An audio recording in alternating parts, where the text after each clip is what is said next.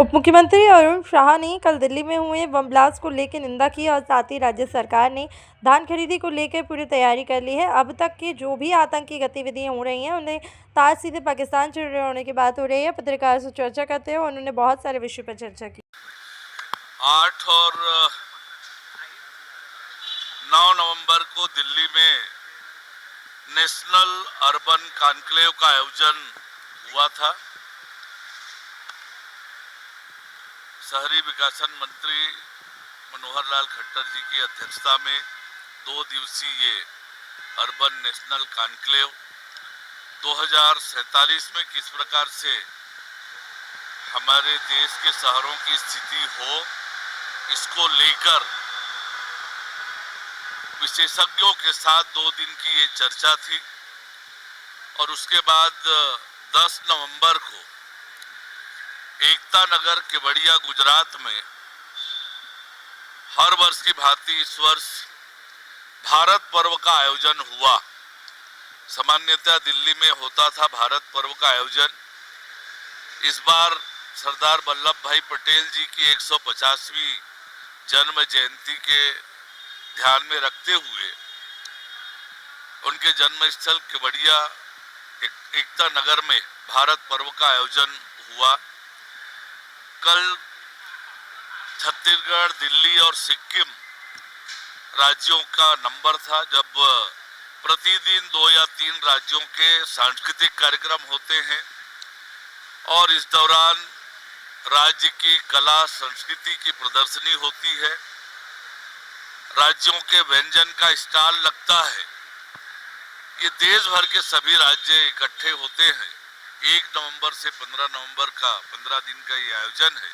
उस कार्यक्रम में शामिल होने का अवसर मिला।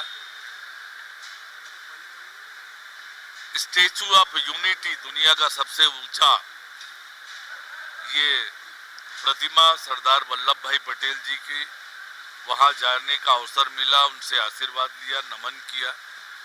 और जिस अद्भुत कल्पना से स्टैचू ऑफ यूनिटी का निर्माण हुआ है, बहुत ही रोमांचकारी और बहुत ही यादगार ये प्रवास रहा है।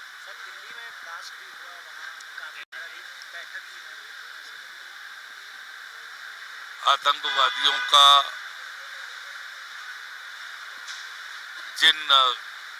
जिस तरह से देश में खिलाफ कार्यवाहियां हुई है और दिल्ली की ये जो घटना हुई है, अत्यंत दुखद ये घटना है।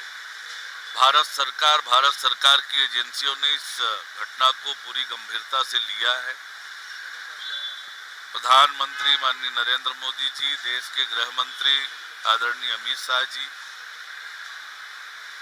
लगातार इस विषय पर गहन चर्चा कर रहे हैं और निश्चित रूप से जो भी दोषी होगा छोड़ा नहीं जाएगा।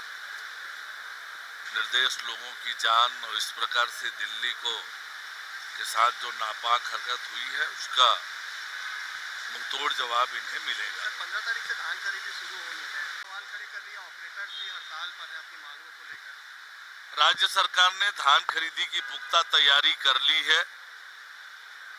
छत्तीसगढ़ की सरकार किसानों की हितैषी सरकार है।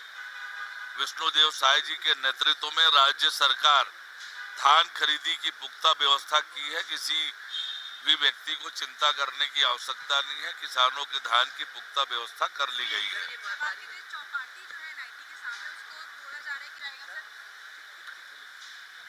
डिप्टी सीएम के स्तर का सवाल